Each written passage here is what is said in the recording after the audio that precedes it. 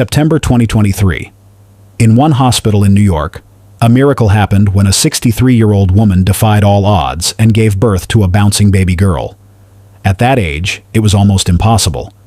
But while everyone was celebrating the arrival, someone was not happy. No one knew who or why, but one thing was clear. The celebration wouldn't last. In just a matter of days, the same woman was rushed to the hospital again. Not because of her baby or complications from childbirth, but something far more life-threatening. To save her life, her hands and legs were amputated. But what had happened to her? Who was behind this? And will the truth ever be revealed? Welcome to True Crime Department. Thanks for your support. Stay tuned for gripping true crime stories. Don't forget to subscribe. Irina Curry was 63 years old when she discovered she was pregnant. She lived in Houston, Texas, with her husband Kane, who was 25. The pregnancy shocked everyone who knew them. At her age, natural conception was almost impossible. Fertility specialists examined her medical records and called it biologically extraordinary. One doctor said he had never seen anything like it in his 30-year career. Another doctor insisted she deliver in a major medical center that specialized in high-risk geriatric births. The decision was made quickly. Irina would travel to New York because hospitals there had the expertise and equipment needed for such a rare case. Local news stations in Texas heard about her story and wanted to interview her. Irina agreed to a few interviews. She wanted to share her joy with the world. In the interviews, she glowed. She talked about nursery colors and baby names. She talked about finally becoming a mother after so many years of hoping. She showed off the tiny clothes she had already bought. She laughed when reporters asked about the age difference between her and Kane. "Love doesn't have an age limit," she said. "God brought us together for a reason." Friends and relatives were happy for her. They had watched her struggle through loneliness for so many years after her first marriage ended. They knew how much she had always wanted children. They knew how painful it was for her when it never happened. Now, decades later, she was getting her miracle. Some friends threw her a baby shower. Others sent gifts and cards. Everyone celebrated with her. But neighbors noticed things. They whispered to each other when Irina and Kane weren't around. They wondered why a 25-year-old man would marry a woman nearly 40 years older. Some thought it was sweet, a real love story.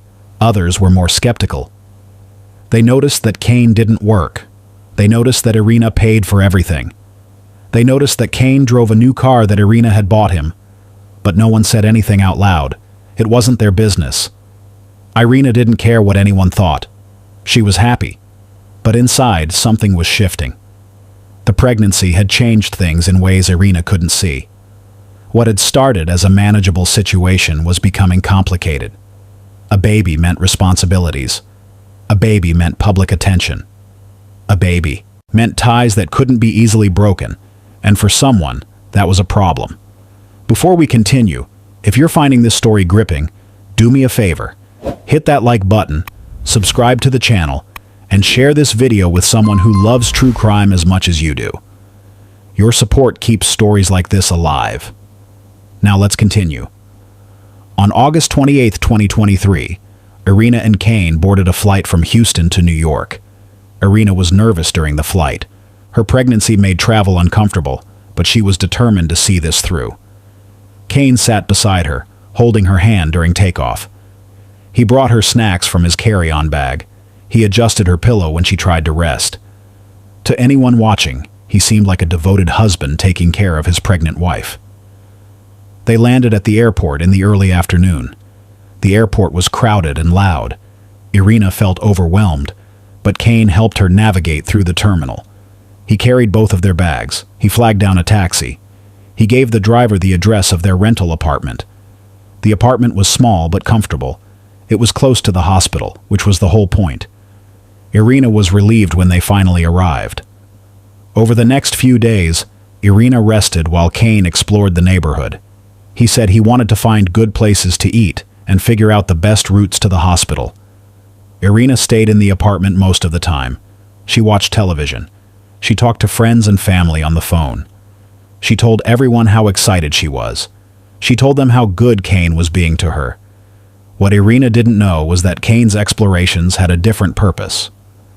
On August 29, 2023, at 11:47 a.m., he walked into a small herbal shop in Lower Manhattan. The shop was tucked between two larger stores and easy to miss. Inside, the shelves were lined with jars and packages of dried herbs, powders, and extracts. Kane browsed the shelves slowly. He picked up a few jars and read the labels. He seemed to be looking for something specific. After several minutes, he approached the counter. The shop owner, a man in his late 50s, greeted him. "Can I help you find something?" he asked. Kane nodded. "I'm looking for something strong," he said. "Something herbal that could help with digestive issues." The shop owner pulled out a few options. He explained what each one did and how to use it. Kane listened carefully. Then he pointed to one in particular. "What about this one?" he asked. The shop owner looked at the label. It was amatoxin extract. "That's very strong," the shop owner said. "You have to be careful with it. Too much can be dangerous." Kane nodded. "I understand," he said. The shop owner hesitated but eventually agreed to sell it. The price was $340. Kane paid in cash using crisp $20 bills. The shop owner placed the vial in a small paper bag and handed it to Kane. Then he pulled out a handwritten ledger. "I need you to sign here," he said. "For products like this, I keep a record." Kane didn't hesitate. He signed his full name, Kane Curry. He wrote the date, August 29th, 2023. Then he left the shop. Outside, Kane walked 3 blocks before stopping at a park bench. He sat down and opened the paper bag. He took out the vial and held it up to the light. The powder inside was fine and pale. He stared at it for a long moment. Then he put it back in the bag, slipped it into his jacket pocket, and continued walking. Back at the apartment, Irina asked Kane how his walk went. "Good," he said. "I found a few nice spots. There's a diner nearby that looks decent." Irina smiled. "That's great," she said. "Maybe we can go there together before the appointment." Kane nodded. "Yeah, maybe," he said. That evening, Irina posted on Facebook. She uploaded a photo of herself sitting on the couch, her hand resting on her belly. "Almost time to meet our miracle baby," she wrote. Within minutes, comments started pouring in. Friends sent heart emojis and prayers. Her sister Imelda commented, "So proud of you. Can't wait to meet my niece or nephew." Irina smiled as she read through the comments.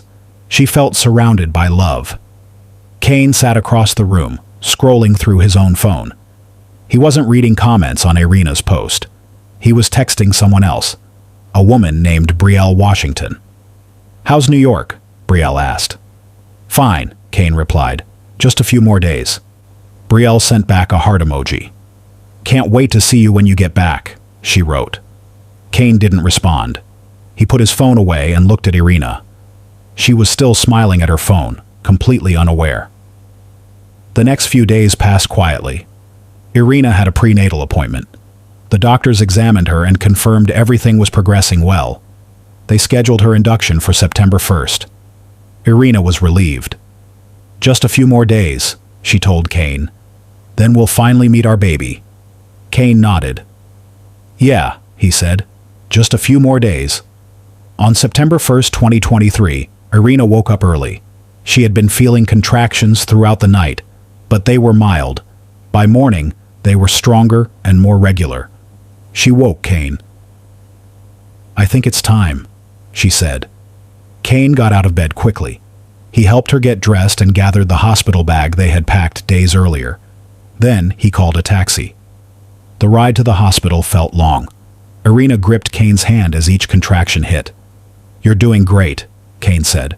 "We're almost there." When they arrived, nurses were waiting. They had been notified that Irina was coming.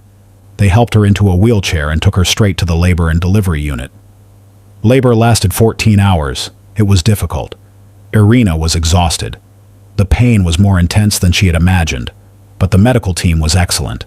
They monitored her closely. They adjusted her medications. They encouraged her to keep going. Kane stayed in the room the entire time. He held her hand. He wiped her forehead with a damp cloth. He told her she was strong. At 7:32 p.m., the baby was born. A girl. She weighed 6 pounds 4 ounces. The delivery room filled with the sound of her crying. Irina started crying too, but these were tears of joy.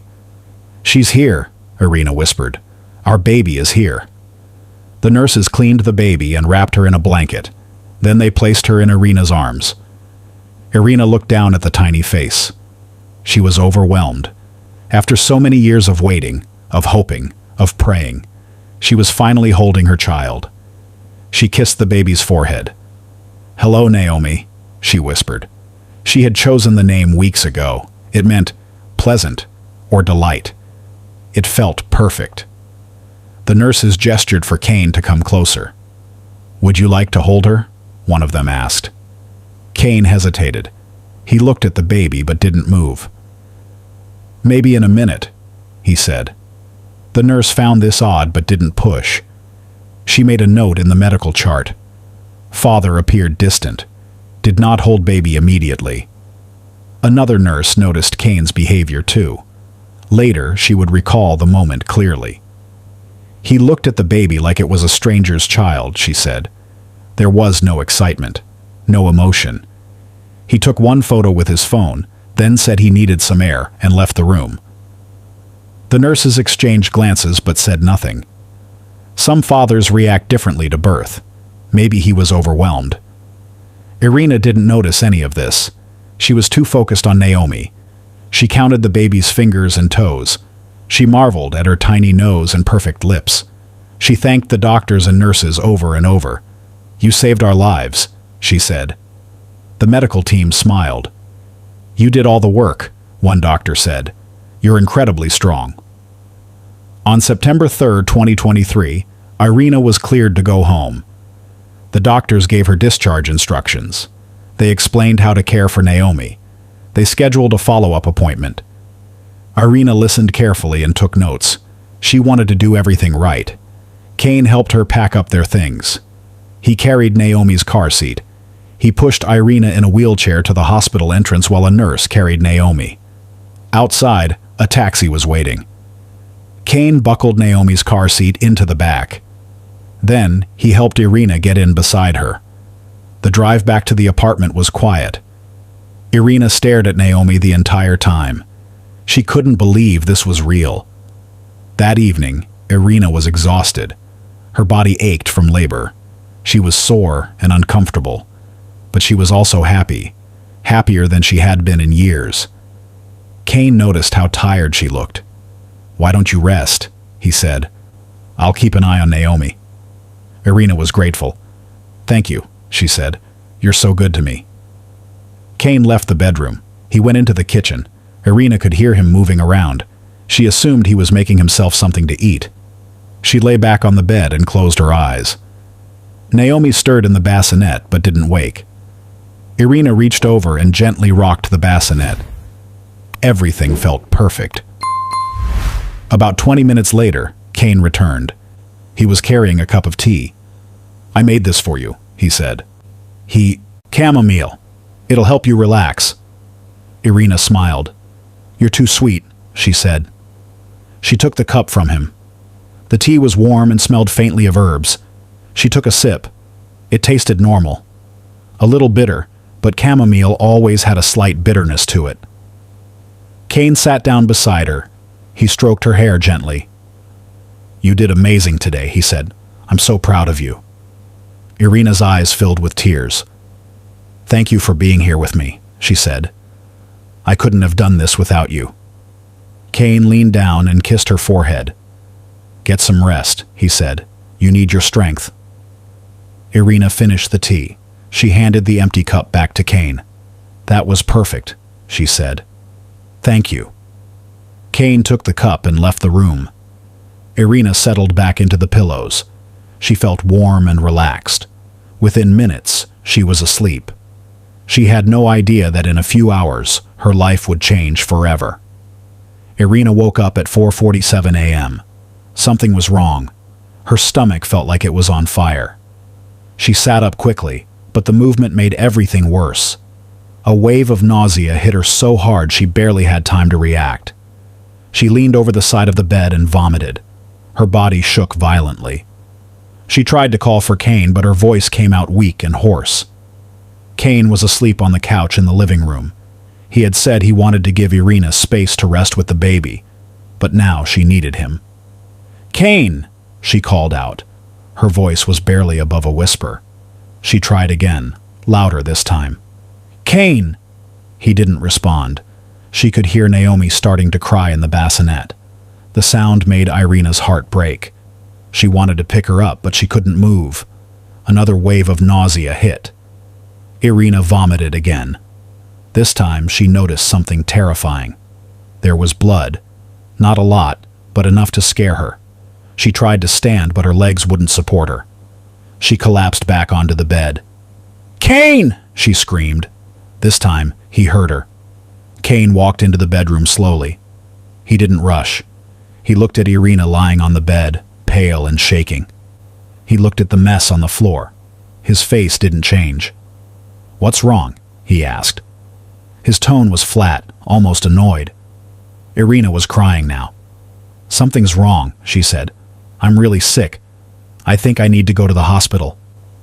Kane crossed his arms. "It's probably just postpartum stuff," he said. "Your body's been through a lot. You just need to rest." Irina shook her head. "No, this is different," she said. "Please, Kane. This doesn't feel normal." Kane sighed. "Let's wait a few hours," he said. "If you still feel bad, we'll go. But I think you're overreacting." Irina wanted to argue, but another wave of pain hit her. She doubled over, clutching her stomach. "Please," she whispered. But Kane was already walking out of the room. "I'm going to get some air," he said. "Try to get some rest." Then he left the apartment. Irina was alone. Naomi was still crying. Irina wanted desperately to comfort her, but she couldn't even lift her head. She lay there, listening to her baby cry, feeling her body break down from the inside. She didn't understand what was happening. The delivery had gone well. The doctors had said everything was fine. So why did she feel like she was dying? She tried to get out of bed to reach the phone. She swung her legs over the side and pushed herself up, but as soon as she stood, her legs gave out. She collapsed to the floor. The impact knocked the wind out of her. She lay there, gasping for breath. Everything hurt. Her stomach, her chest, her head. She couldn't think straight. But Irina knew she wasn't okay. She knew something was very, very wrong. She managed to grab her phone from the floor. Her vision was getting worse. Everything was blurry. She squinted at the screen and somehow managed to dial 911. The call connected. A dispatcher answered. 911, what's your emergency? Irina's voice was barely audible. I just had a baby, she said. I'm really sick. I think I'm dying. Please help me. The dispatcher's voice was calm and steady. Okay, I need you to stay on the line with me. What's your address? Irina gave her the address of the apartment. Her words were slurred. She was struggling to stay conscious. Help is on the way, the dispatcher said. Just stay with me, the dispatcher said. An ambulance is coming. You're going to be okay. Irina wasn't sure she believed that. She lay on the floor, the phone pressed to her ear, listening to Naomi cry. She thought about Kane. Where was he? Why had he left? Why wasn't he here? She wanted to be angry, but she didn't have the energy. All she could do was lie there and wait. The ambulance arrived faster than she expected. She heard sirens outside. Then she heard footsteps pounding up the stairs. The apartment door opened. Paramedics rushed in. They found Irina on the floor, barely conscious. One of them knelt beside her. Can you hear me? He asked. Irina nodded weakly. We're going to take care of you, he said. They moved quickly. They checked her vital signs. They asked her questions. How long had she been sick? What had she eaten? Had she taken any medications? Irina tried to answer, but her words didn't make sense. One paramedic looked at his partner. We need to move her now, he said. She's in bad shape. They lifted Irina onto a stretcher. One of them picked up Naomi from the bassinet. "We'll take the baby too," he said. "She needs to be checked out." As they carried Irina out of the apartment, Kane appeared. He was walking up the stairs, holding a coffee cup. He stopped when he saw the paramedics. "What's going on?" he asked. One of the paramedics turned to him. "Are you her husband?" Kane nodded. "Yeah, what happened?" The paramedic looked at him carefully. "Your wife is very sick. We're taking her to the hospital. You should come with us." Kane's face didn't show much emotion. He looked surprised but not panicked. Not the way you'd expect a husband to react. "Okay," he said. "Let me grab my jacket." The paramedic found Kane's reaction strange. He made a mental note of it. Later, he would describe it as rehearsed. But right now, there wasn't time to think about it. They needed to get Irina to the hospital. The ambulance ride was a blur. Irina drifted in and out of consciousness. She could hear the paramedics talking to each other, but she couldn't make out the words. She felt the ambulance moving fast. She heard sirens. She felt someone holding her hand. She hoped it was Kane. She wanted him to tell her everything would be okay. When they arrived at the hospital, doctors and nurses were waiting. They rushed Irina into the emergency room. They started running tests, checking her vitals. Everything moved so fast. Irina couldn't keep up. She just wanted the pain to stop. One doctor looked at her chart. "She just gave birth 2 days ago," he said. "This could be postpartum sepsis." Another doctor shook his head. "Her symptoms don't quite match. Something else is going on." They ran more tests, blood work, scans. They were looking for answers. But what they found would shock everyone. This wasn't a normal postpartum complication. This was something much worse, something deliberate, something evil. And the clock was already ticking, because while doctors tried to save Irina's life, her body was shutting down, and no one knew why. The medical team gathered around her bedside. Dr. Helena Voss, a vascular surgeon, was called in to consult. She reviewed Irina's charts and labs. Nothing made sense. "This pattern doesn't match any postpartum complication I've ever seen," she said. "Her organ failure is too widespread, too fast." Another doctor suggested sepsis. Dr. Voss shook her head. "The blood work doesn't support that. No infection markers. No fever spike. This is something else." They ran a standard toxicology screen. It came back negative for common poisons. Negative for drugs. Negative for alcohol. The results only deepened the mystery. "What are we missing?" one of the residents asked. Dr. Voss didn't have an answer. She ordered more tests, more scans. They needed to figure this out before it was too late. Kane sat in a chair outside the ICU. A nurse had told him he couldn't go in yet. The doctors were working. He would have to wait. So he sat there, scrolling through his phone. He didn't look worried. He didn't ask questions. He just waited. Other families in the waiting area noticed. They whispered to each other. That man's wife was dying, and he looked like he was checking social media. One nurse approached him. "Mr. Curry?" she said. Kane looked up. "Yeah?" The nurse hesitated. "Your wife is very sick. The doctors are doing everything they can, but her condition is critical. Do you have any idea what might have caused this? Did she eat anything unusual? Take any medications?" Kane shook his head. "No, nothing unusual. She was fine yesterday. I don't understand what happened." The nurse studied his face. Something felt off, but she couldn't put her finger on it. "Okay," she said. "We'll keep you updated."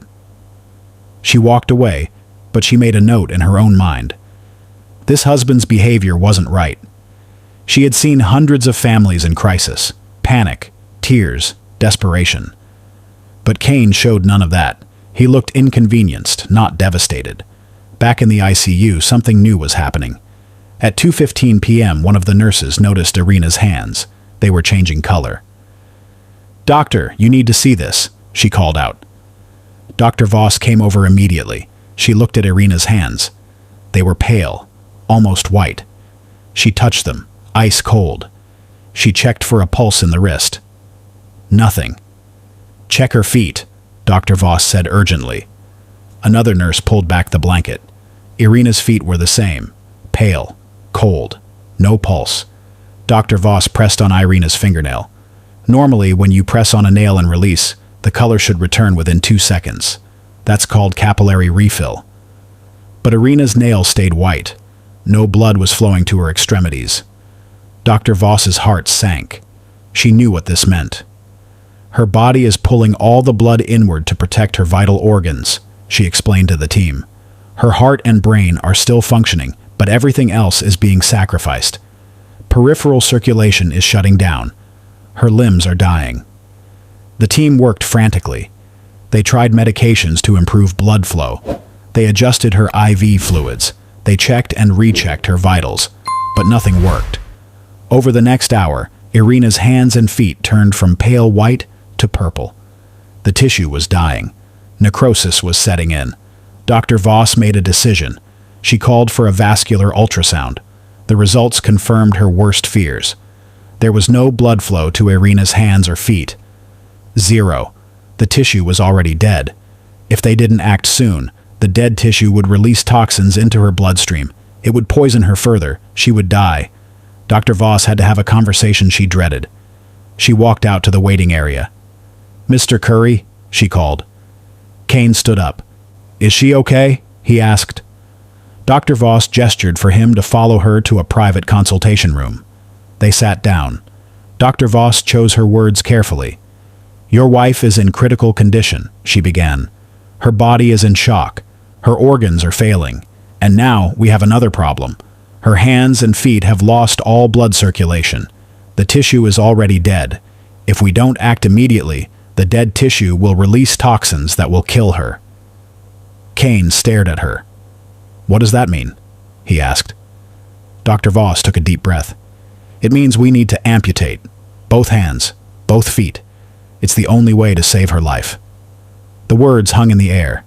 Kane didn't react. He just sat there, looking at Dr. Voss. "Okay," he said finally. "Do what you have to do." Dr. Voss was stunned. No questions, no tears, no protest. Just do what you have to do. She had delivered this kind of news to families before.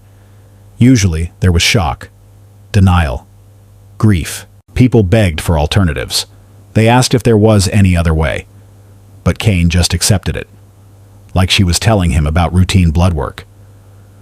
The surgical team was assembled. They prepped Irina for emergency surgery. The first operation would be the bilateral hand amputation.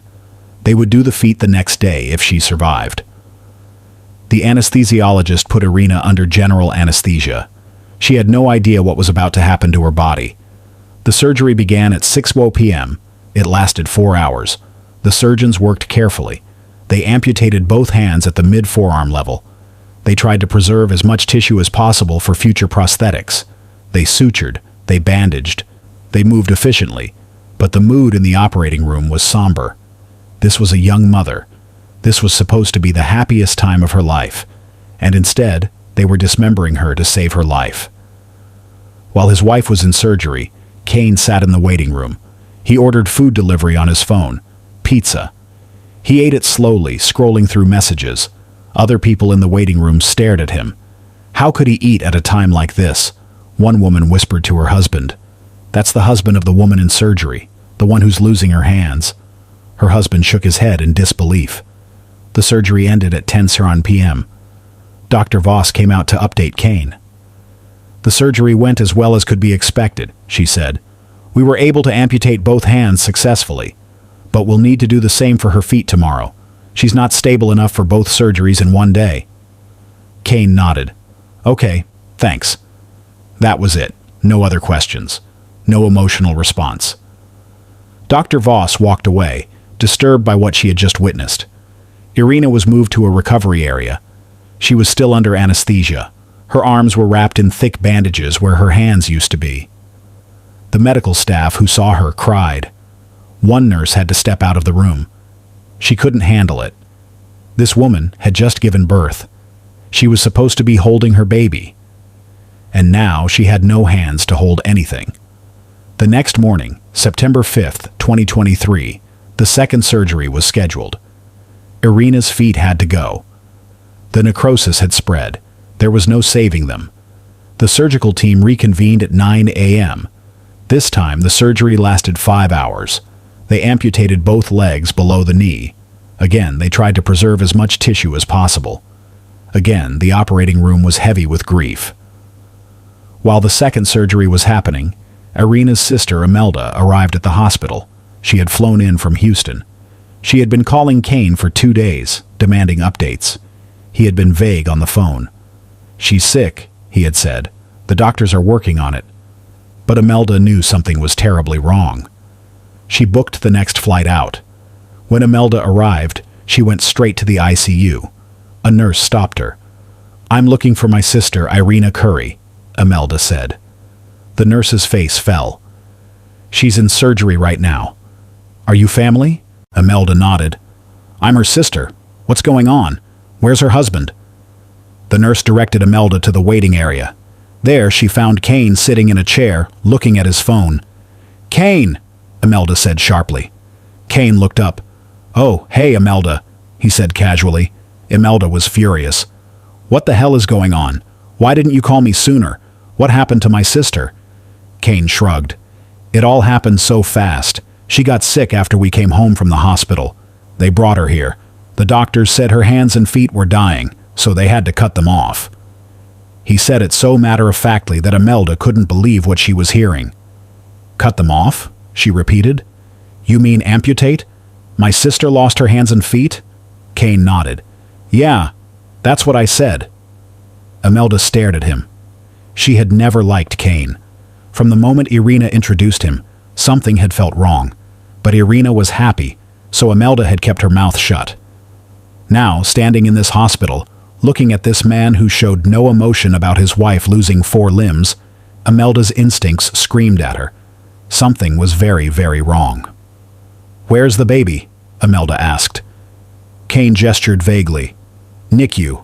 They're monitoring her." Imelda turned to the nurse. "Can you take me to see the baby?" The nurse nodded. As Imelda walked away, she looked back at Kane one more time. He was already back on his phone. She made a mental note. When this was over, when Irina was stable, she was going to get to the bottom of this. In the NICU, Imelda found baby Naomi. She was healthy, sleeping peacefully. Imelda's heart broke. This tiny, innocent baby had no idea what was happening, no idea that her mother was fighting for her life, no idea that her mother would never hold her with her own hands. Imelda gently touched Naomi's tiny fingers through the incubator. "I'm your Aunt Imelda," she whispered, "and I promise you, I'm going to take care of you and your mama.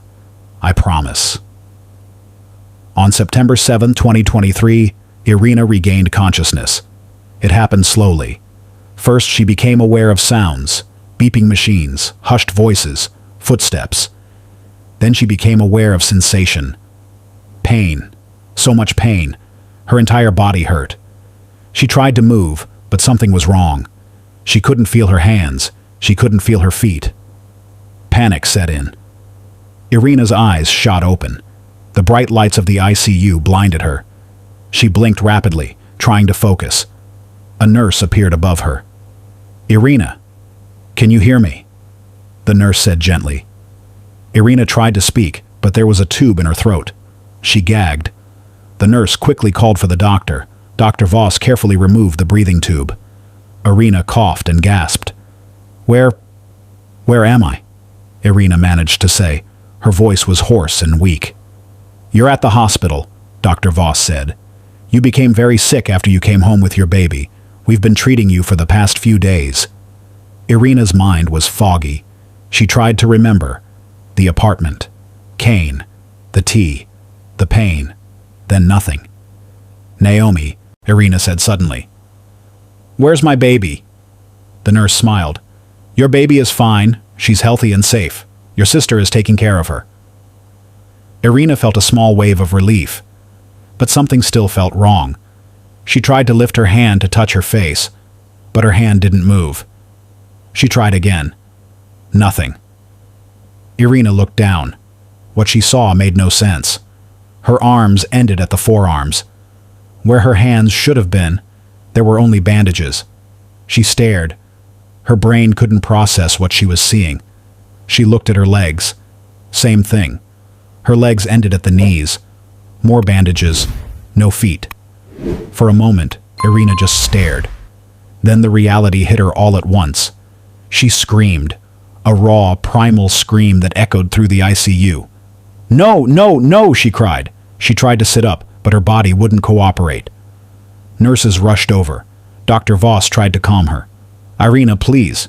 You need to stay calm, let me explain." But Irina couldn't hear her. She was hysterical. She thrashed in the bed, trying to move limbs that were no longer there. "What did you do to me?" she screamed. "What did you do?" Dr. Voss signaled for sedation. A nurse quickly administered medication through Irina's IV. Within seconds, Irina's screaming faded. Her eyes fluttered. Then she was unconscious again.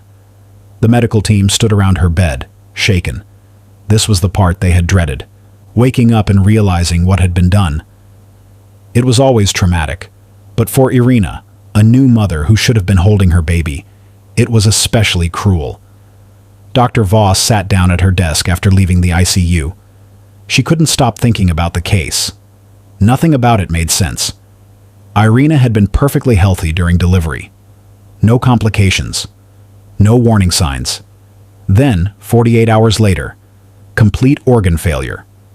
And now, they had been forced to amputate all 4 limbs to save her life. What could cause this? Dr. Voss pulled up Irina's medical records on her computer. She reviewed every test result, every scan, every note. Then she saw something. The initial toxicology screen had been negative, but that screen only tested for common substances. What if this was something uncommon, something rare? Dr. Voss picked up the phone and called the hospital's toxicology lab. "I need you to run an expanded panel on patient Irina Curry," she said. "I want you to test for everything, every toxin, every poison. I don't care how rare it is. Test for it." The lab technician agreed. It would take time, but they would do it. While Dr. Voss waited for results, she went back to the ICU. Irina was still sedated. Dr. Voss checked her vitals. Her heart rate was stable. Blood pressure was improving. Kidney and liver function were slowly recovering. If they could keep her stable, she might actually survive. But survival with no hands and no feet was a different kind of challenge. Dr. Voss noticed something else in Irina's chart. A note from one of the nurses. Patient's husband showed no emotional response when informed of amputations, behavior noted as unusual. Dr. Voss remembered that conversation. The way Kane had just said, "Do what you have to do." No questions, no grief, just cold acceptance. She pulled out her phone and called the hospital administration. "I need you to contact NYPD," she said. "I think there's something suspicious about this case. I think someone may have poisoned this patient." The administrator was shocked. "Are you sure?" Dr. Voss wasn't sure. Not yet. But her gut was telling her something was very wrong. Within hours, the toxicology lab called back. "Dr. Voss, we found something," the technician said. "Amatoxin. It's in her blood and urine, high concentration." Dr. Voss felt her heart drop. Amatoxin, a toxin found in deathcap mushrooms, one of the deadliest natural poisons. It causes liver and kidney failure. It mimics food poisoning in early stages. By the time it's detected, it's often too late. "Are you sure?" Dr. Voss asked. "Positive," the technician said. "This wasn't accidental ingestion. This was a large dose. Intentional." Dr. Voss hung up the phone. Her hands were shaking. Someone had poisoned Irina.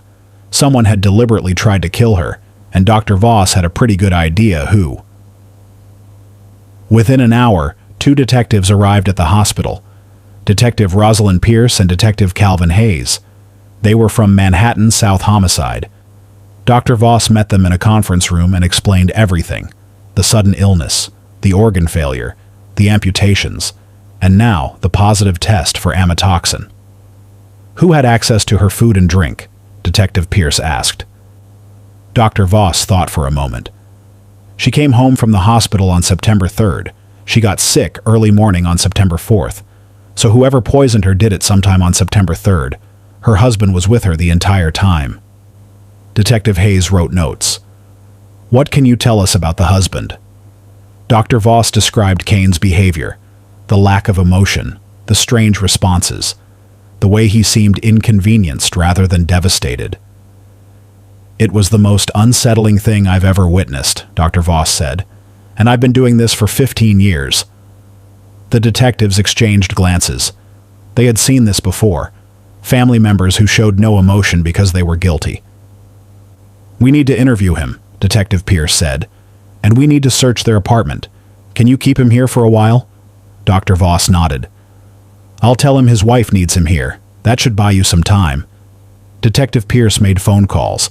They needed a forensic team at the apartment immediately. They needed to collect everything. Food, beverages, medications, anything that could have been used to deliver the poison. Detective Hayes started pulling background information on Kane Curry. Criminal history, financial records, social media. They needed to know who this man was. Meanwhile, in another part of the hospital, Imelda sat in the NICU holding baby Naomi. She had barely left the hospital since arriving. She fed Naomi, changed her, rocked her to sleep. She was falling in love with this tiny baby. But her heart was breaking for Irina. How was her sister going to care for a newborn with no hands and no feet? A nurse approached Imelda. The police are here, she said quietly. They want to talk to you about your sister. Imelda's stomach dropped. Police? Why would police be involved? She handed Naomi to the nurse and followed her to a private room. There, she met Detectives Pierce and Hayes. Ms. Curry, we need to ask you some questions about your sister and her husband, Detective Pierce said. Imelda sat down. What's going on? Detective Hayes leaned forward. We have reason to believe your sister was poisoned, and we think her husband may be involved. Imelda wasn't surprised. She had suspected something was wrong from the moment she saw Kane at the hospital. I knew it, she said. I knew something wasn't right about him. My sister wouldn't listen to me. She was so happy. She thought he loved her. What can you tell us about their relationship? Detective Pierce asked. Imelda thought back. Irina met him online. He was so much younger. I thought it was weird, but she said he made her feel alive again. She had been alone for so long. She wanted to believe in love again. So she married him. Detective Pierce made notes. Did your sister mention anything about life insurance? Imelda thought for a moment. Actually, yes. A few months ago, she mentioned that Kane wanted her to increase her life insurance. He said it was for the baby's future. She thought it was sweet that he was thinking ahead. The detectives exchanged glances again. Motive was becoming clearer. Ms. Curry, we're going to need your help, Detective Pierce said. Your sister is going to wake up eventually, and when she does, she's going to need someone she trusts. We need you to be there for her, and we need you to help us gather evidence against Kane. Imelda didn't hesitate. Whatever you need. I want him to pay for what he did to my sister. Detective Pierce and Detective Hayes drove to the couple's apartment on the afternoon of September 8, 2023. A forensic team met them there. They had a search warrant. They were authorized to collect anything that might contain evidence of poisoning. The apartment manager let them in. The space was small and cluttered. Baby supplies were scattered around. It looked like a normal home for a new family, but the detectives knew better. They started in the kitchen. The forensic team bagged every food item, every beverage, every container. They found a tin of chamomile tea on the counter. Detective Hayes picked it up carefully. Bag this, he said to a technician. This might be our delivery method. They moved to the bedroom. The bed was unmade. There were bloodstains on the sheets from where Irina had been sick. The bassinet was still set up beside the bed. It was a heartbreaking scene. This should have been a happy place. A new mother recovering with her baby. Instead, it was a crime scene. Detective Pierce opened the bedside table drawers. She found Irina's phone. She bagged it as evidence. Then she found something interesting. A receipt from a shop in Lower Manhattan. The date was August 29th, 2023. The amount was $340. There was no description of what was purchased, just a handwritten note at the bottom. Customer, Kane Curry. Hayes, look at this, Detective Pierce said. Hayes came over. He read the receipt. This was 4 days before she got sick. We need to find out what shop this is from. The address was printed at the top. They wrote it down. Detective Hayes moved to the living room. He found Kane's laptop sitting on the coffee table. He bagged it immediately. If Kane had researched how to poison someone, it would be on that laptop. They also found Kane's phone charger, but not his phone. He must have had it with him. The forensic team finished collecting evidence. They had dozens of bags, food, drinks, personal items, electronics. Everything would be tested. Everything would be analyzed. They needed to build an airtight case. Back at the precinct, Detective Hayes immediately got to work on Kane's laptop. The tech team extracted the hard drive and started analyzing the data. Within an hour, they had something. "You're going to want to see this," one of the technicians said. Detective Hayes looked at the screen. It was Kane's internet search history. The searches started on August 15th, 2023, just 2 weeks before the trip to New York. Amatoxin poisoning symptoms. How long does amatoxin take to kill? Can amatoxin be detected in autopsy? Postpartum complications list. Causes of sudden death after childbirth. Detective Hayes felt sick. This was premeditated. This wasn't a crime of passion. This was cold, methodical planning. Kane had researched exactly how to kill his wife and make it look like a natural complication of childbirth. He printed out the search history and brought it to Detective Pierce. "We've got him," Hayes said. Pierce read through the searches. "This is enough for an arrest warrant, but let's get the forensics back first. I want every piece of evidence we can get." Hayes agreed. They needed to make sure this case was bulletproof. Meanwhile, the forensic lab was working overtime. They tested the chamomile tea first. Within hours, they had results. Amatoxin, high concentration, enough to kill someone. The tea tin was clean on the outside, no fingerprints. But the tea itself was contaminated. Someone had added poison to it. They tested other food and beverage items from the apartment. Everything else came back clean. Only the tea was poisoned. That meant the poisoning was targeted, specific. Someone had deliberately contaminated that tea, knowing Irina would drink it.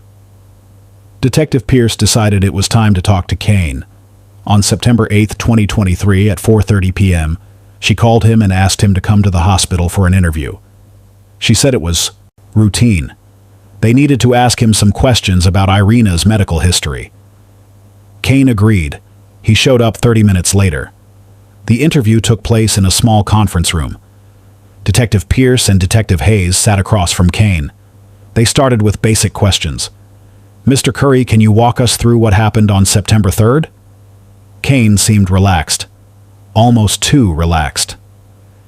"We came home from the hospital that evening. Irina was tired. She wanted to rest, so I helped her get settled. Then she went to sleep." "Did she eat or drink anything that evening?" Detective Pierce asked. Kane thought for a moment. "Yeah, I made her some tea, chamomile. She likes chamomile tea. It helps her relax." Detective Hayes made a note. "Did you drink any of the tea?" Kane shook his head. "No, I don't really like tea. I just made it for her." "Where did you get the tea?" Detective Pierce asked. "We bought it at a grocery store in Houston before we came to New York," Kane said. "She always drinks that brand." Detective Pierce nodded. "Did anyone else have access to the tea?" Kane looked confused. "No. Why? What's this about?" Detective Pierce decided to push a little. "Mr. Curry, your wife tested positive for amatoxin poisoning. Do you know what that is?" Kane's face changed slightly. Not much, but enough for the detectives to notice. "No, I don't know what that is," he said. "It's a toxin found in deathcap mushrooms," Detective Hayes explained. "It causes liver and kidney failure. It's deadly. And your wife had a high concentration of it in her system. Do Do you have any idea how it got there? Kane shook his head. No, that's crazy. I don't know anything about that. Detective Pierce watched him carefully. His body language was all wrong. Most people, when told their spouse was poisoned, would be shocked, angry, desperate for answers. But Kane just seemed defensive. Mr. Curry, where were you on the morning of September 4th when your wife got sick? Kane shifted in his seat. I was at the apartment. Then I went out for a walk. I needed some air. When I came back, the paramedics were there. You went for a walk while your wife was violently ill? Detective Hayes asked. Kane bristled. I didn't know how sick she was. She said she wasn't feeling well. I thought it was just normal postpartum stuff. I didn't think it was serious. Detective Pierce leaned forward. Your wife was vomiting blood. She could barely move. And you went for a walk? Kane stood up. Am I being accused of something? Because if I am, I want a lawyer. Detective Pierce smiled. You're not under arrest, Mr. Curry. You're free to leave.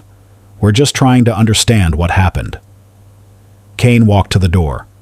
Well, I don't know what happened. I love my wife. I would never hurt her. Then he left. Detective Hayes turned to Pierce. He's guilty.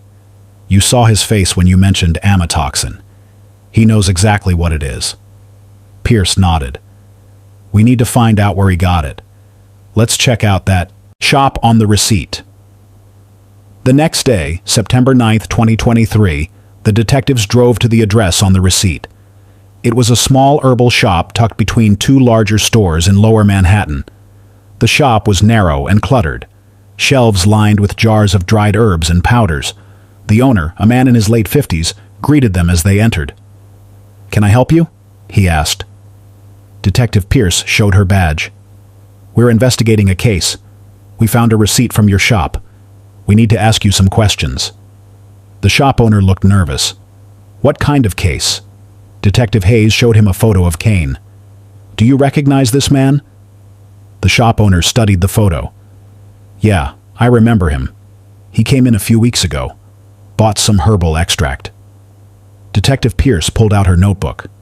What kind of extract? The shop owner hesitated. Amatoxin. It's derived from deathcap mushrooms. Very powerful. I warned him to be careful with it. Detective Pierce felt her pulse quicken. Why did he say he wanted it? The shop owner thought back. He said it was for digestive issues. I told him it was very strong and he needed to use only tiny amounts. He said he understood. Detective Hayes asked, Do you keep records of purchases? The shop owner nodded. For certain items, yes. I have customers sign a log. He went behind the counter and pulled out a worn leather-bound ledger. He flipped through the pages. Here, he said, pointing to an entry. August 29th, 2023. Kane Curry. Amatoxin extract. $340. The handwriting was clear. The signature matched. This was the evidence they needed. We need to take this ledger as evidence, Detective Pierce said. The shop owner agreed. He handed it over. Is this person in trouble? He asked. Detective Hayes nodded. Yes. He used what he bought from you to poison his wife. The shop owner's face went pale. Oh my God, is she okay? Detective Pierce shook her head. She survived, but she lost both hands and both feet. The shop owner sat down heavily. I had no idea. I thought he was just buying herbs. I never thought... Detective Pierce reassured him. You did nothing wrong. You kept records. You warned him. That's all we need. They took the ledger and left. Back in the car, Detective Hayes was energized. We've got him. Search history. The T. The ledger. His signature. This is a slam dunk. Detective Pierce agreed. Let's get financial records too.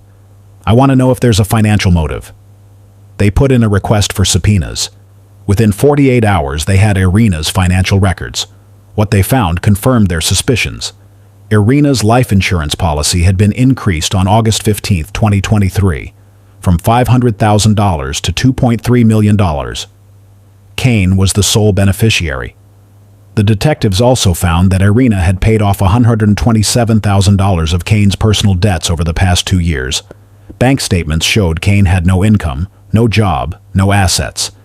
He was completely dependent on Irina. They also subpoenaed Kane's phone records. Text messages revealed he had been in contact with another woman throughout the New York trip. Brielle Washington. The messages were damning. "Once this is over, we can finally be together. Almost done here, just a few more days. It's happening. She's in the hospital. Won't be long now." Detective Pierce read the messages with disgust. He had a mistress.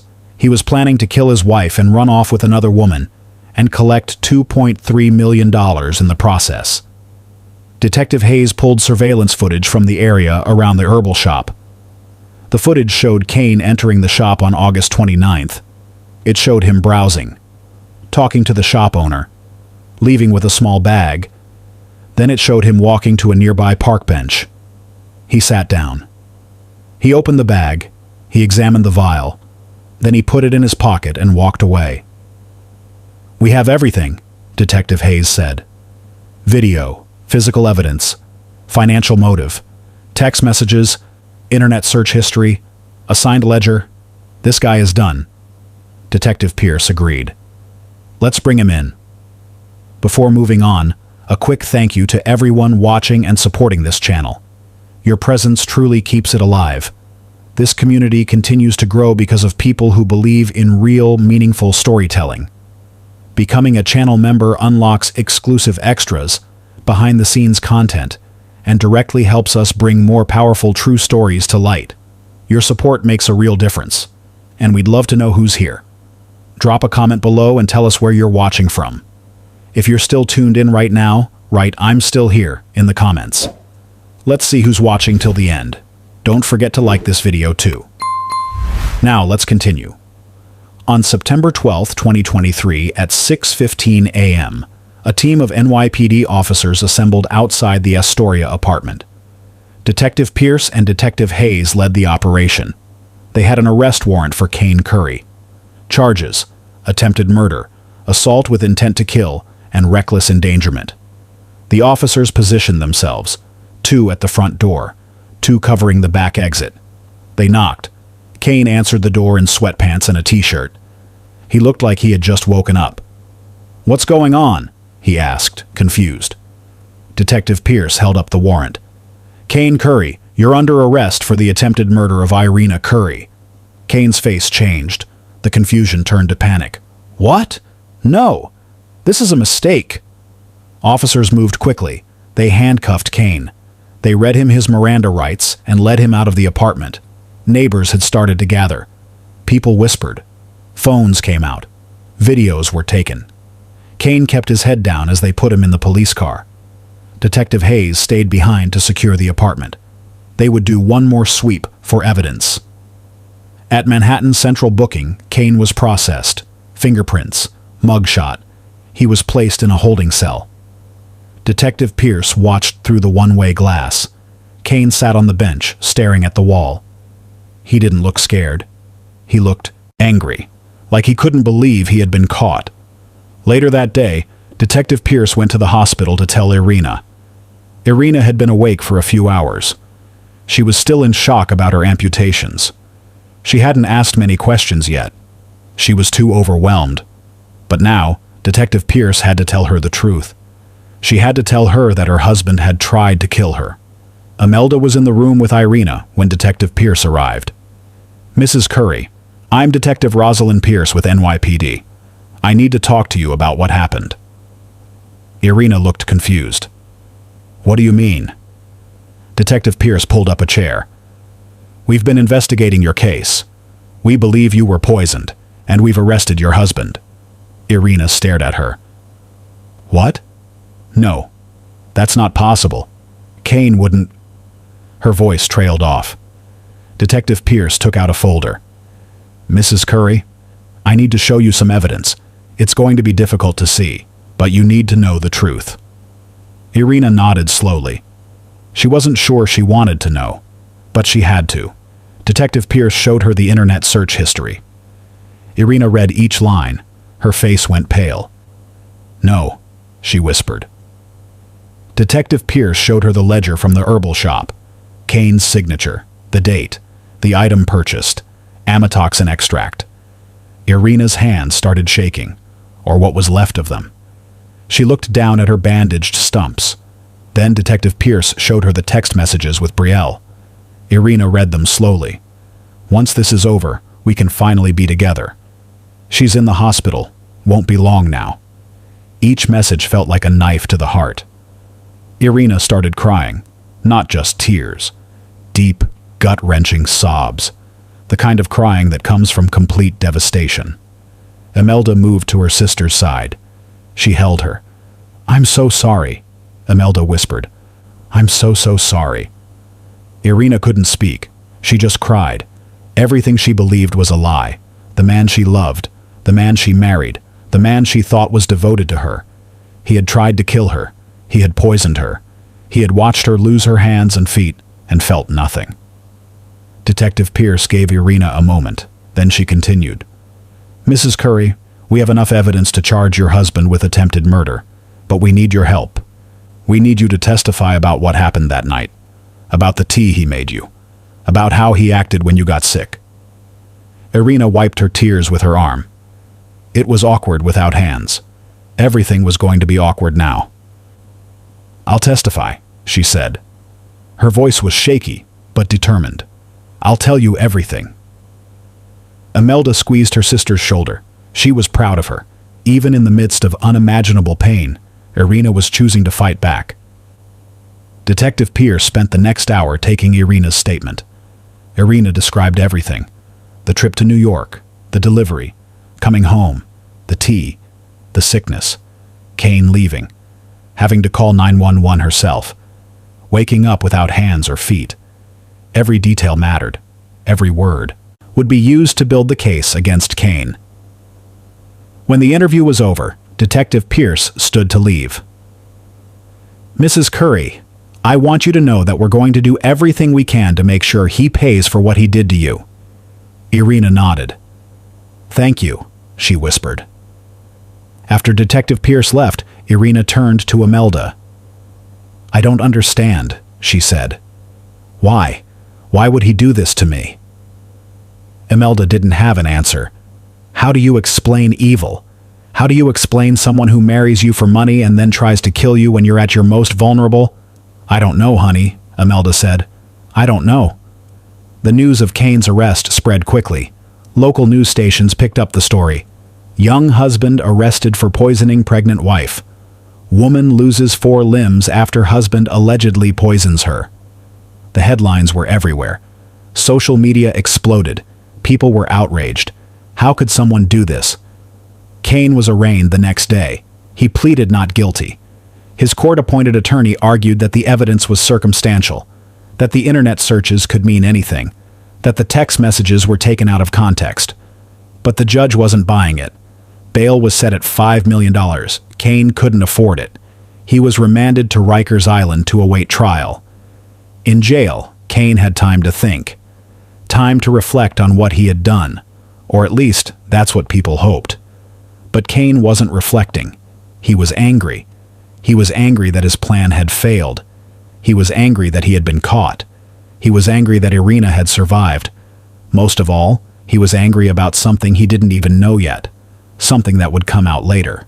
Something that would change everything. As the case moved forward, Detective Pierce and Detective Hayes knew they needed to understand who these people really were. They needed to dig into the past. They needed to understand how a 63-year-old woman and a 25-year-old man ended up married, and they needed to understand what could drive someone to murder. They started with Irina. Her life before Kane was documented in records and interviews with friends. Irina had married her first husband, Darnell, in 1985. She was 25 years old, fresh out of college, full of dreams. Darnell was 28. They were in love. Everyone who knew them said they were perfect together. They bought a house in Houston. They talked about having children. They planned their future, but the children never came. Irina tried everything. She went to doctors. She did fertility treatments. She tried IVF. Nothing worked. Year after year, she faced disappointment. Month after month, pregnancy tests came back negative. It broke her. She would see pregnant women on the street and feel a pain so deep she couldn't breathe. She would go to baby showers for friends and cry on the way home. Darnell's family made it worse. His mother would make comments. "When are you going to give us grandchildren? Maybe you should see another doctor. My friend's daughter adopted. Maybe you should consider that." The pressure was constant. It wore Darnell down. He loved Irina, but he also wanted children. And after 15 years of trying, he was exhausted. In 2000, Darnell had an affair. Her name was Monica. She was younger than Irina. And within 3 months, Monica was pregnant. When Irina found out, her world collapsed. It wasn't just the affair. It was the pregnancy. The thing she had wanted more than anything. The thing her body couldn't give her. Another woman was giving to her husband. Irina filed for divorce in 2001. Darnell begged her not to. He said he still loved her. He said the affair was a mistake.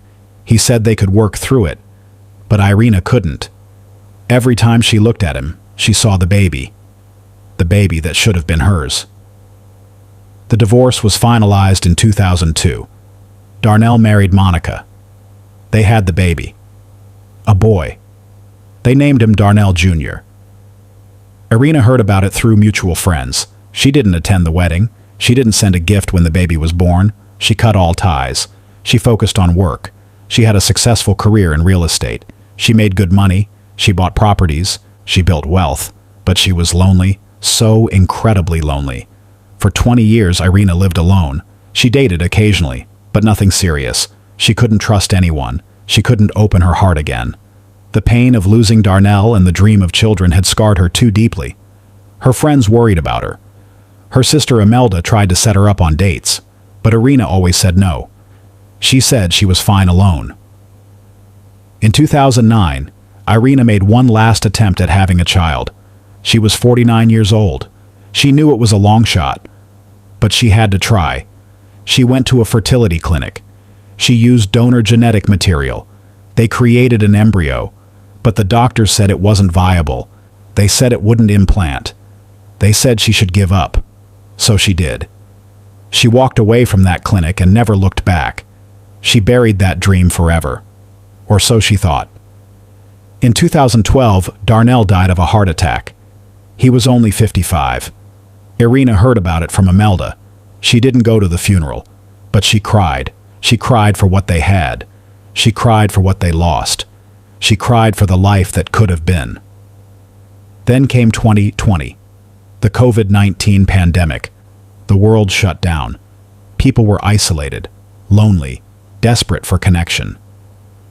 Irina, now 60, joined an online support group for divorced people. She wasn't looking for love. She just wanted to talk to people who understood what it felt like to lose someone. That's where she met Kane. He was in the same group. He was charming, funny. He sent her private messages. He asked about her day. He seemed genuinely interested in her life. Irina was cautious at first, but Kane was persistent.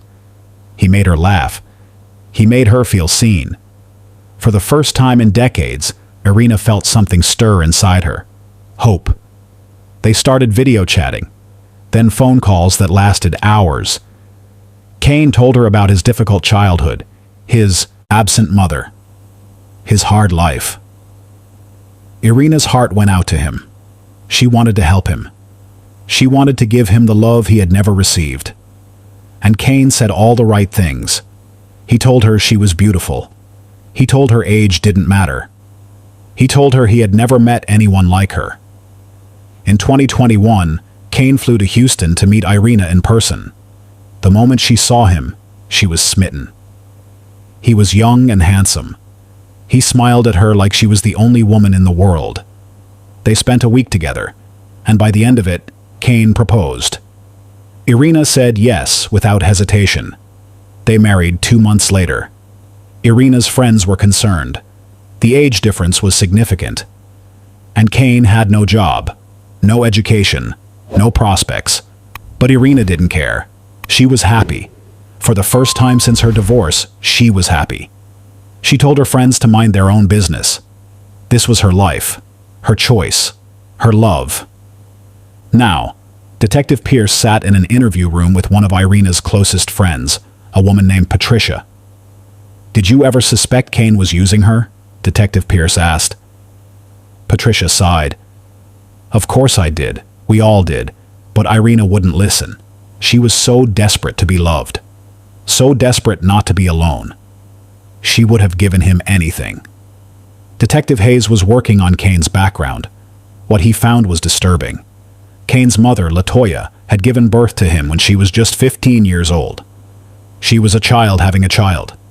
She lived in South Memphis. Poor. No family support. No resources. When Kane was 6 months old, Latoya left him with a neighbor, Mrs. Gladys Thornton. Latoya said she'd be back in a few days. She never came back. Mrs. Thornton raised Kane, but she didn't want him. She made that clear. She fed him. She gave him a place to sleep. But she was cold, mean. She told him every day that he was a burden, that his mother didn't want him, that no one wanted him. Kane grew up believing he was worthless. At 16, Kane ran away. He couldn't take it anymore. He lived on the streets.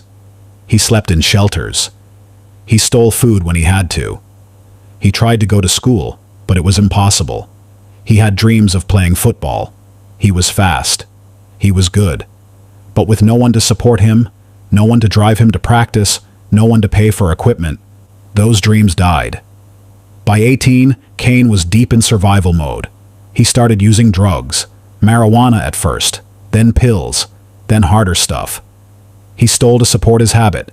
He got arrested twice. Once for shoplifting, once for drug possession. He spent time in juvenile detention. When he got out, he had a record. No one would hire him. In 2018, Kane figured out a different way to survive.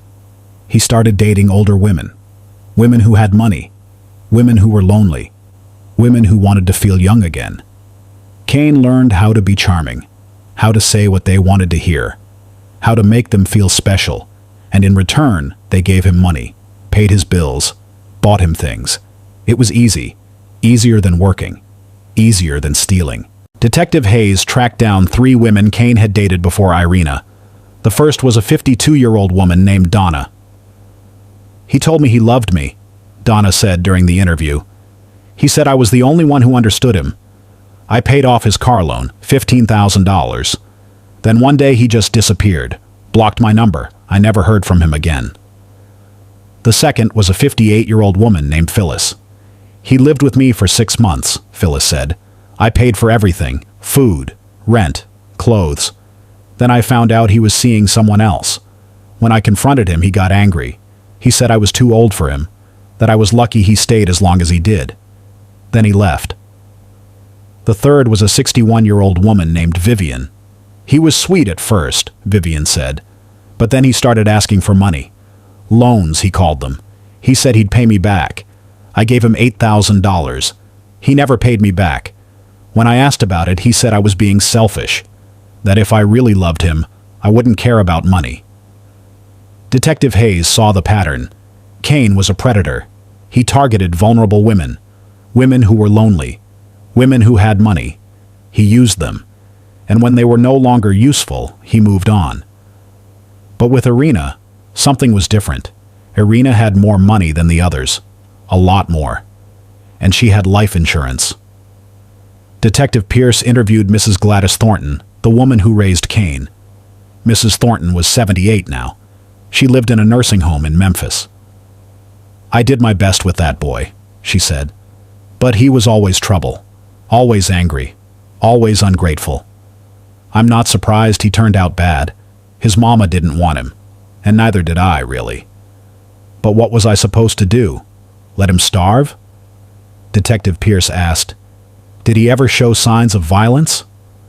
Mrs. Thornton thought for a moment. "Not violence, but manipulation. Even as a kid, he knew how to play people. He'd cry to get what he wanted. He'd lie. He'd turn people against each other. He was smart, too smart. I always knew he'd end up in trouble."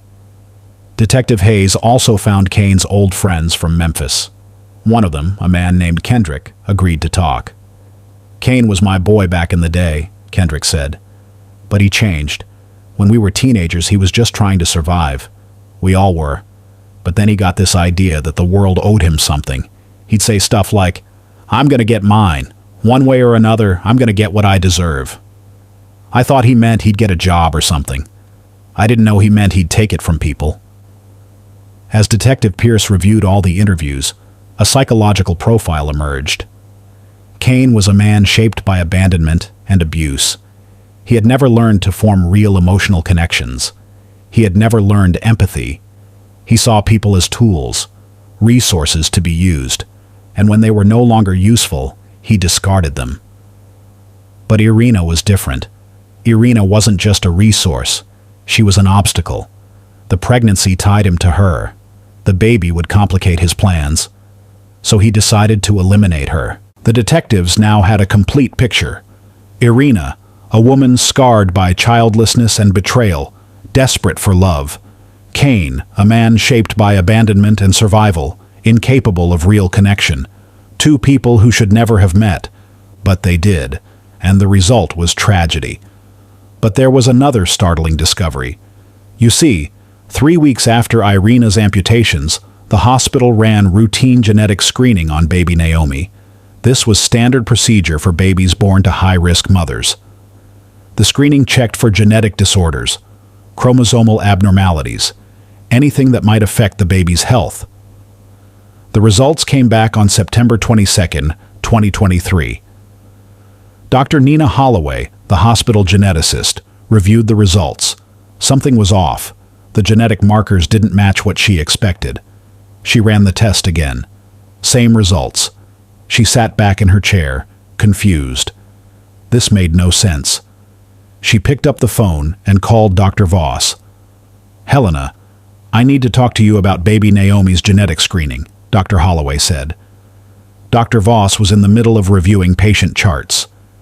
"Is there a problem? Is the baby sick?" Dr. Holloway hesitated. "No, the baby is perfectly healthy, but there's something strange about her DNA. Can you come to my office?" 20 minutes later, Dr. Voss sat across from Dr. Holloway. Dr. Holloway pulled up the genetic results on her computer. "Look at this," she said.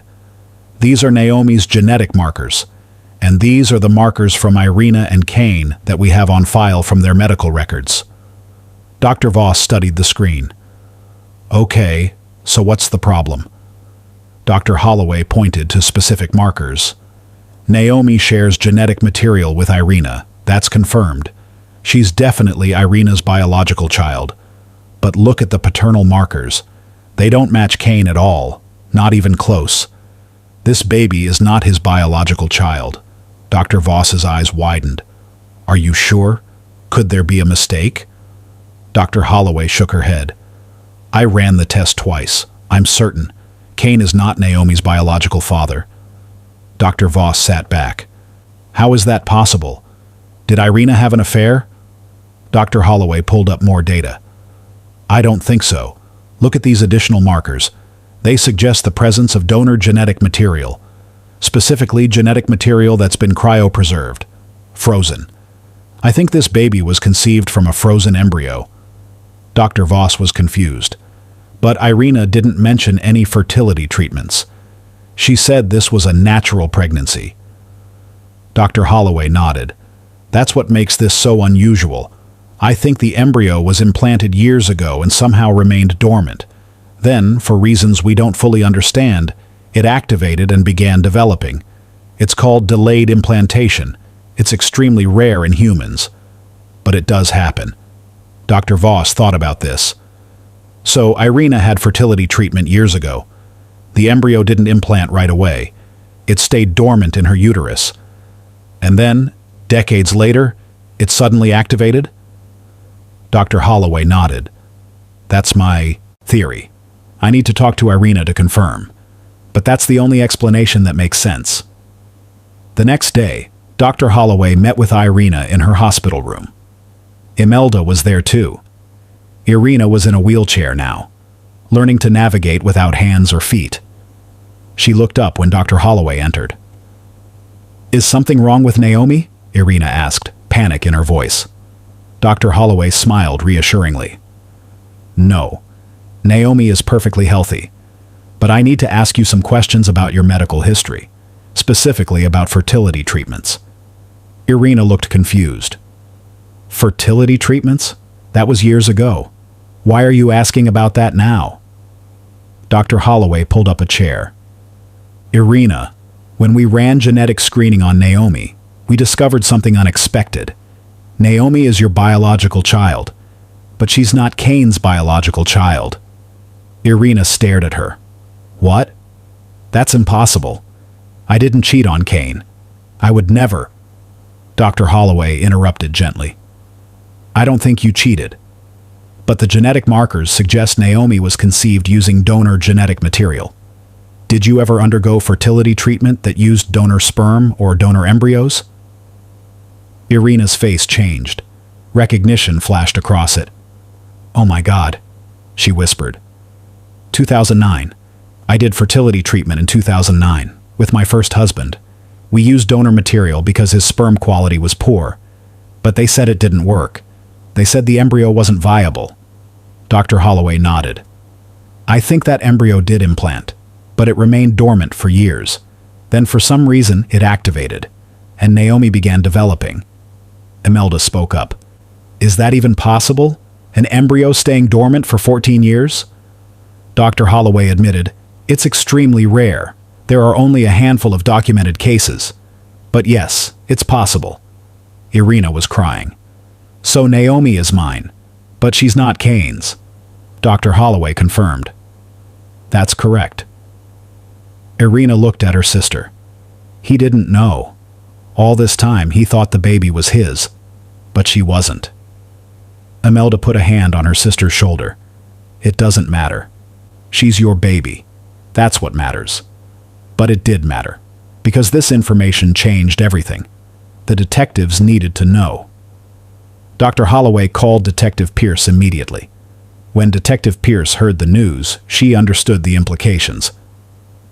"This gives us another motive," she said. "If Kane found out the baby wasn't his, that would explain the rage, the escalation.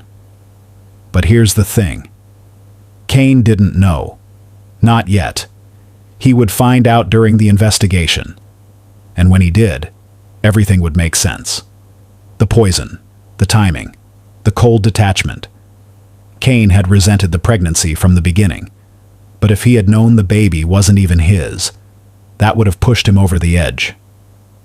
On September 23, 2023, prosecutors informed Kane's defense attorney about the DNA results. The attorney met with Kane at Rikers Island. "Kane, there's been a development in the case," the attorney said.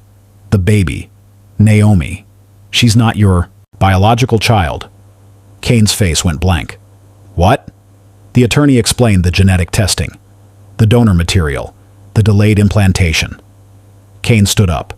He paced the small room. "She had me raising another man's kid, and she didn't even know?" His voice was rising. All this time. He slammed his hand on the table. The attorney tried to calm him. "Kane, sit down. This actually helps us. It gives context for your emotional state." But Kane didn't care. "She played me. She had me taking care of a kid that wasn't even mine." The attorney corrected him. "She didn't know, Kane. The doctors said she had no idea." But Kane wasn't hearing it. In his mind, this was another betrayal. Another reason he had been right to do what he did. Later, investigators would obtain a recording of a jailhouse phone call Kane made to a friend. "Man, you're not gonna believe this," Kane said on the call. "The baby ain't even mine. She had me taking care of another dude's kid and didn't even know it. I got played. I had to do something, you know? I couldn't just let that stand." The friend on the other end asked, "What do you mean you had to do something?" There was a pause. Then Kane said, "Nothing. Forget I said that." But it was too late. The recording captured everything, and it would be used against him in court. Prosecutors realized this DNA revelation was both helpful and complicated. It was helpful because it showed escalation of motive. Cain didn't just want Irina's money. He wanted to erase the evidence of what he saw as humiliation. But it was complicated because it might generate sympathy. Some people might think, well, if I found out my pregnant wife's baby wasn't mine, I'd be angry too. Ada Simone Kearney addressed this in a meeting with her team. We need to make it clear that Cain's anger is irrational. Irina didn't cheat. She didn't lie. She didn't even know. This was a biological anomaly, and even if she had cheated, that doesn't justify attempted murder. We need the jury to understand that. The DNA twist became national news. Headlines read, "Miracle baby was never his. The biological mystery that drove a husband to poison." Medical experts were interviewed about delayed implantation, how rare it was, how it could happen. Fertility doctors weighed in. One doctor said, "In my 30 years of practice, I've never seen a case of delayed implantation lasting more than a few months. 14 years is unprecedented." The story captivated the nation. People debated on social media. Some felt sorry for Cain. "Imagine finding out your kid isn't yours," one person tweeted. But most people were outraged. "He tried to kill her. Nothing justifies that," another person responded. Irina, for her part, didn't care whose genetic material created Naomi. "She's my daughter," Irina told Imelda. "I carried her. I gave birth to her. She's mine. And Cain tried to kill both of us." Imelda agreed. "DNA doesn't make a family. Love does. And he never loved either of you." But the DNA revelation did one thing. It crystallized Cain's motive. This wasn't just about money. This was about control. This was about ego. This was about a man who felt entitled to something and was willing to kill to get it. When the pregnancy happened, Cain saw his plans unraveling. And when he later learned the baby wasn't his, it confirmed in his mind that he had been right to try to eliminate Irina. The prosecution team now had everything they needed. A clear timeline, a clear motive, physical evidence, witness testimony, and a psychological profile that explained why Cain did what he did. The case against him was airtight. Now, they just needed to present it in court. March 2024, 6 months after the poisoning. Manhattan Supreme Court. The trial of Cain Curry began. The courthouse was packed. Media outlets from around the country sent reporters. Camera crews lined the streets outside. This case had captured national attention. Jury selection took 3 days. They seated 12 jurors, 7 women, 5 men, ages ranging from 28 to 67, a mix of races and backgrounds. The lead prosecutor was Ada Simone Kearney. She was 45 years old. She had prosecuted over 200 cases in her career. She had a reputation for being thorough and relentless. The defense attorney was Leonard Grant. He was 52 years old. He had been a public defender for 25 years. Judge Reginald Morris presided. He was 61 years old and known for being fair but strict. Ada Kearney delivered her opening statement. "Ladies and gentlemen, this is a case about betrayal, about greed, about cruelty." The defendant, Cain Curry, married a woman 38 years his senior. Irina Curry was wealthy, successful, lonely. She thought she had found love, but what she actually found was a predator. She laid out the case. The financial dependence, the life insurance increase, the internet searches, the purchase of poison, the text messages to another woman, the tea, the poisoning, the amputations. The evidence will show that Cain Curry planned this murder carefully. He researched how to poison her. He bought the poison. He put it in her tea. He watched her get sick. He delayed getting her help. He believed she would die, and he would inherit $2.3 million, but she didn't die. She survived. And now she's here to tell you what he did. Leonard Grant stood for the defense. He couldn't dispute the facts. The evidence was overwhelming. Ladies and gentlemen, Cain Curry had a terrible childhood. He was abandoned by his mother as a baby. He was raised by a woman who resented him. He grew up believing he was worthless. He fell into drugs. He made mistakes. Yes, he bought amatoxin. Yes, he put it in the tea. But he was scared. He felt trapped. He made a horrible mistake. But this wasn't premeditated murder. It was a weak argument, and everyone in the courtroom knew it.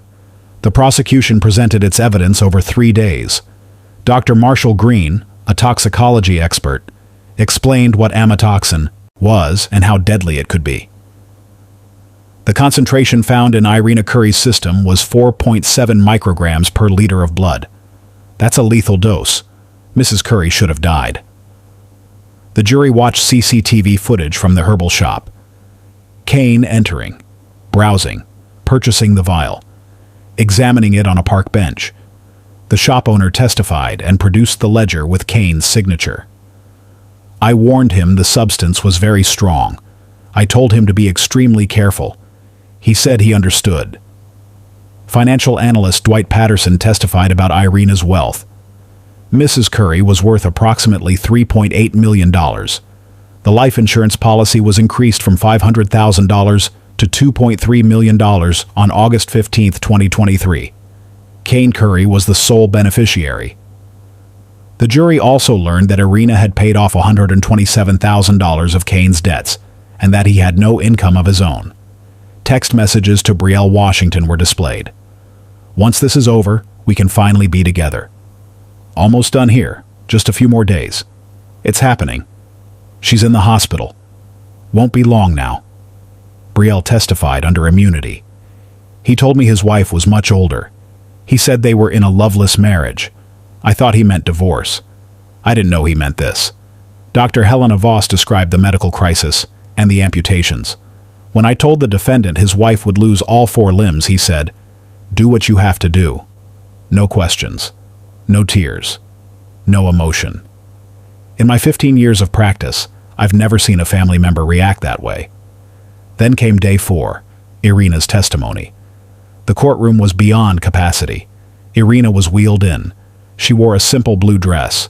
Her prosthetic limbs were visible. Baby Naomi was with Imelda in the gallery. The jury went completely silent. Some jurors had tears in their eyes before Irina even spoke. Ada Kearney approached gently. "Mrs. Curry, can you tell the jury about the night of September 3rd, 2023? Irina's voice was shaky. "We had just come home from the hospital with Naomi. I was exhausted, but I was happy. Kane came into the bedroom with a cup of tea, chamomile tea. He made it for me every night. It was our ritual." She continued. "I thanked him. He kissed my forehead. He told me to rest. Then I woke up a few hours later. I was so sick. I've never felt pain like that. I was vomiting. There was blood. I begged him to take me to the hospital. He said I was overreacting. Then he left. He was gone for 3 hours. I had to call 911 myself." Ada Kearney asked, "When you woke up in the hospital and realized what had been done to your body, what did you think?" Irina started crying. "I looked down and my hands were gone. My legs were gone. I screamed. I had just given birth to my daughter. I was supposed to be holding her. And instead, I had nothing." The jury was visibly emotional. Several jurors were crying. Then came the moment that shocked everyone. Ada Kearney asked, "Mrs. Curry, how do you feel about your husband now?" Irina looked across the courtroom at Kane. "I forgive him." The courtroom erupted. Ada Kearney was stunned. "You forgive him?" Irina nodded, tears streaming. "Yes, I forgive him. What he did was evil. But I still love him. He's broken. He needs help. I don't want him to spend the rest of his life in prison. I want him to have a chance to heal." Ada Kearney struggled to respond. "Mrs. Curry, this man tried to kill you." Irina replied, "I know. But forgiveness isn't about what he deserves. It's about what I need to heal. And I need to forgive him. I'm asking this court to show mercy." Leonard Grant cross-examined. "Mrs. Curry, do you still love him?" Irina said, "Yes, I love the man I married." Grant asked, "Would you support a lighter sentence?" Irina said, "Yes, I would." The next day, Kane took the stand. He cried throughout his testimony. "I'm so sorry. I was scared. I was angry. I felt trapped. I never wanted Irina to lose her limbs. I just wanted to be free. But I was wrong. I was so wrong. Ada Kearney cross-examined. Did you poison her? Kane paused. Yes, I did. Ada Kearney continued. You researched amatoxin poisoning. You bought a lethal toxin. You put it in her tea. You delayed calling 911 while she vomited blood. You watched doctors amputate all 4 limbs. That's not shock. That's murder. Kane broke down. I'm sorry. I don't deserve forgiveness, but I'm begging for a second chance. Closing arguments followed. The defense argued trauma and rehabilitation. The prosecution argued danger and premeditation. The jury deliberated for 10 hours. The verdict: guilty on all counts. 2 weeks later, sentencing day arrived.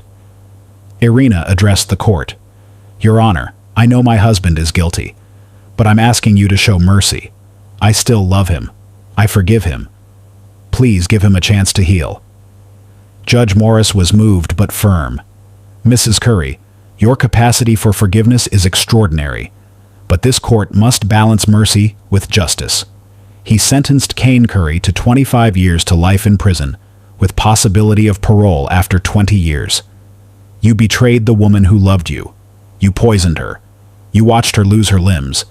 But in recognition of Mrs. Curry's testimony, I will allow for the possibility of parole after 20 years. Use that time to become the man she believes you can be.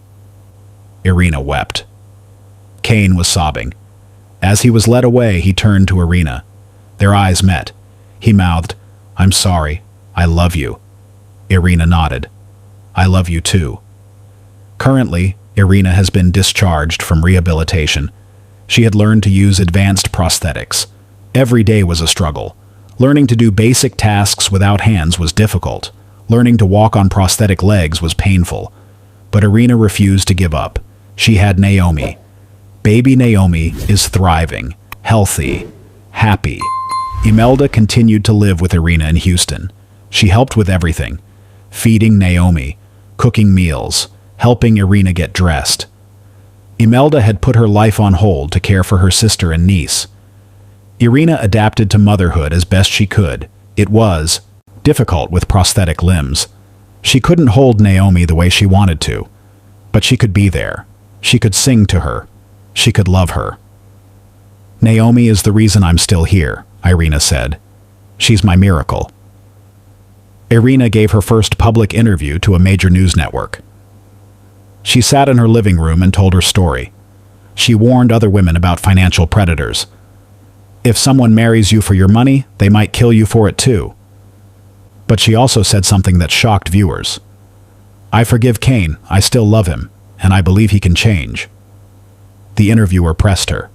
How can you forgive him after what he did? Irina's answer was simple.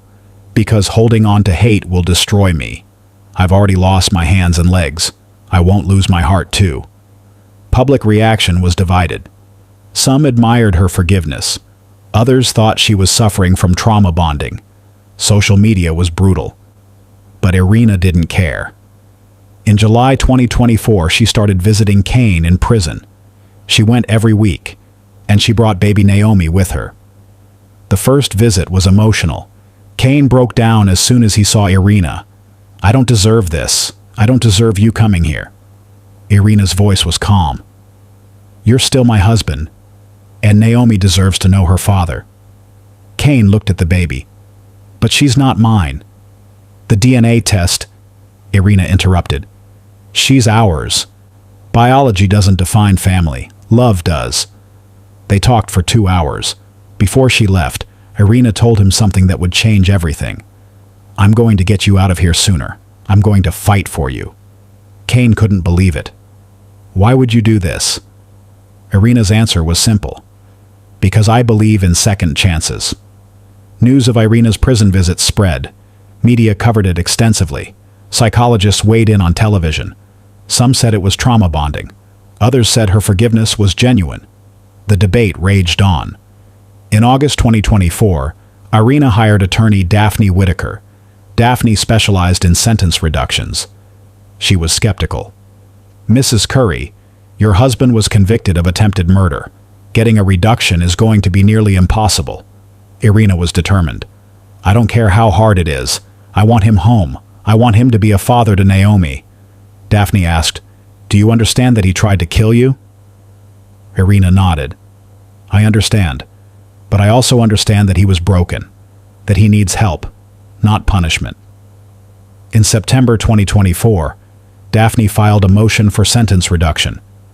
The motion argued victim forgiveness, defendant remorse, traumatic childhood, and commitment to rehabilitation. The prosecution opposed it immediately. The defendant is a danger to society. Mrs. Curry's forgiveness doesn't change the severity of the crime. In October 2024, Judge Morris ordered psychological evaluations of both Irina and Kane. Irina's evaluation concluded she was not suffering from any disorder that impaired her judgment. Her forgiveness was a conscious choice. Kane's evaluation was more complicated. He exhibited antisocial traits but also showed genuine remorse. With intensive therapy, there was potential for change. In November 2024, Judge Morris held a hearing. Irina testified, Your Honor, I'm not asking you to release him. I'm asking you to give him hope.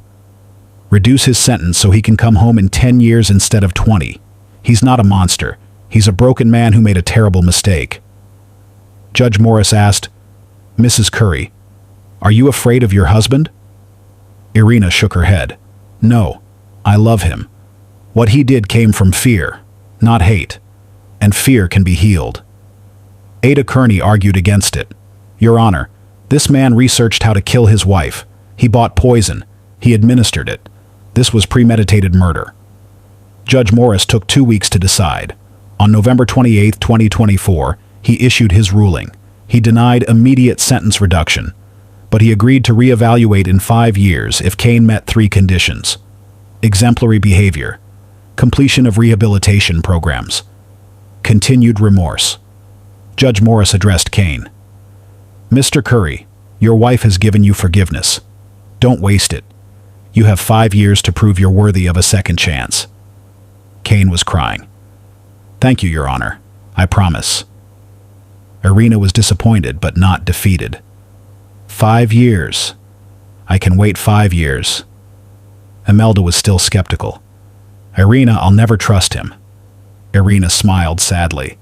I'd rather make the mistake of forgiving too much than the mistake of hating forever. Irina threw herself into advocacy work. She became a spokesperson for domestic violence survivors. She spoke at hospitals, universities, and conferences.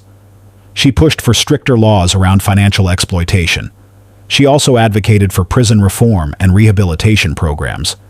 Her story became a national conversation. Can love survive attempted murder? Should victims forgive their attackers? People debated these questions everywhere. Kane began his work in prison. He earned his GED within 6 months. He started taking college courses. He attended every therapy session. He joined rehabilitation programs. He wrote letters to Irina every week. In one letter, Kane wrote, I'm becoming the man you always believed I could be. I'm learning why I did what I did. I don't know if I'll ever deserve your forgiveness, but I'm going to spend every day trying to earn it. Irina kept every letter. She read them to Naomi at night. This is your daddy. He made a terrible mistake, but he's trying to be better, and one day you'll meet him. Irina's story doesn't end with justice. It continues with forgiveness. Irina still loves Kane. She visits him in prison every week with baby Naomi. She's fighting to reduce his sentence. Some call it foolish. Others call it trauma bonding. But Irina calls it love. And in a world where hate so often wins, maybe forgiveness is the most powerful act of all. Cases like this don't just happen in documentaries. They happen every day, to real people, in real families. And the only way we stop them is by paying attention, by asking questions, by refusing to look away, because the truth is always hiding in plain sight. You just have to know where to look. If this story moved you, if it made you think, if it made you feel, subscribe to this channel. Hit that like button. Share this video with someone who needs to hear this story. We don't just tell true crime stories. We uncover the truth behind the headlines. We give voice to survivors. We expose the predators who believe they're untouchable. Your support keeps stories like this alive. Every subscription, every like, every share, it matters. Because every story matters. Every victim deserves justice. And every survivor deserves to be heard. Thank you for watching. Stay safe and never stop questioning.